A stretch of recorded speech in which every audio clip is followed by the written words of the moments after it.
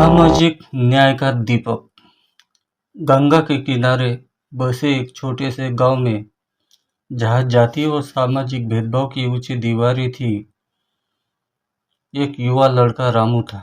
रामू एक दलित परिवार से था और उसके गांव में उसे और उसके परिवार को हमेशा तिरस्कार का सामना करना पड़ता था। स्कूल में उसे अलग बिठाया जाता और गांव के मंदिर में प्रवेश की उसे इजाजत नहीं थी।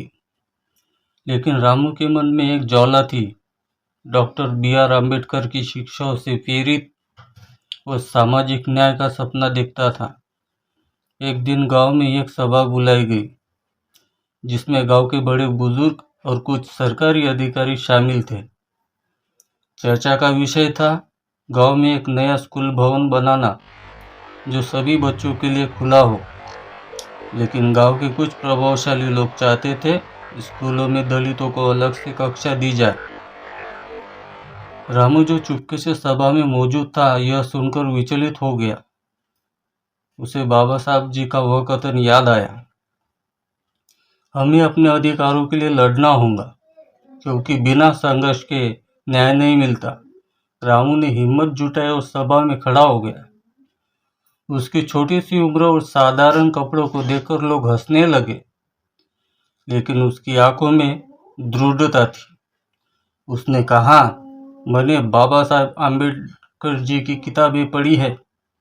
वह कहते थे कि संविधान हमें समानता का अधिकार देता है। अनुच्छेद 15 और 17 कहते हैं कि कोई भेदभाव नहीं होना चाहिए।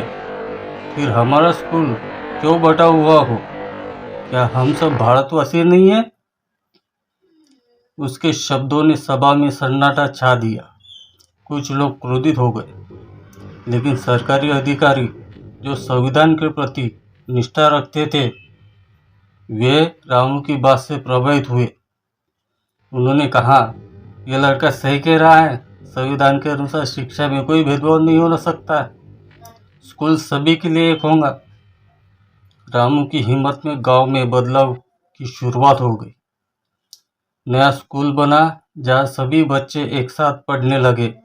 धीरे धीरे गांव के लोगों का नजरिया भी बदलने लगा।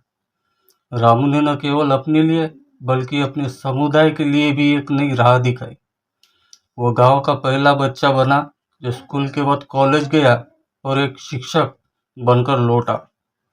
उसने अपने गांव में आम्बेडकर अध्ययन केंद्र खोला, जहां बच्चों को सामाजिक न्याय और संविधान की शिक्षा दी जाती थी। रामू की कहानी गांव गांव में फैली। उसने साबित कर दिया कि बाबा साहब के विचार और संविधान की शक्ति किसी भी अंधेरे को रोशनी में बदल सकती है।